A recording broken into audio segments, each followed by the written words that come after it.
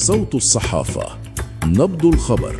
بات الدولي المغربي عبد الرزاق حمد الله مهاجم نادي الشباب السعودي على أعتاب تأمين بقائه ضمن صفوف الليوث لفترة قادمة، إذ سادت أجواء إيجابية حول ملف تجديد عقده، وذلك في أعقاب محادثات أولية جرت بينه وبين إدارة النادي لضمان استمراره وإغلاق باب الرحيل بنهاية الموسم الحالي.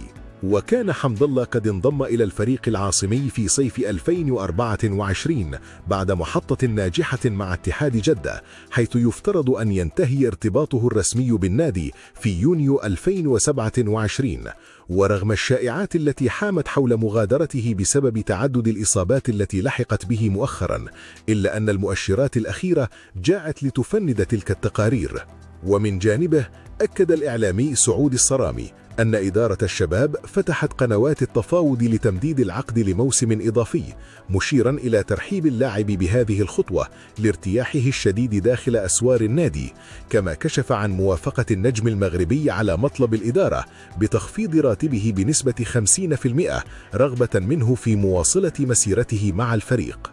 تمنح هذه الخطوة حمد الله فرصة ثمينة لتحطيم الأرقام القياسية، حيث يسعى للانفراد بصدارة الهدافين التاريخيين لدوري روشن للمحترفين وتجاوز الرقم المسجل باسم السوري عمر السومة، ليدون اسمه بأحرف من نور في تاريخ الكرة السعودية.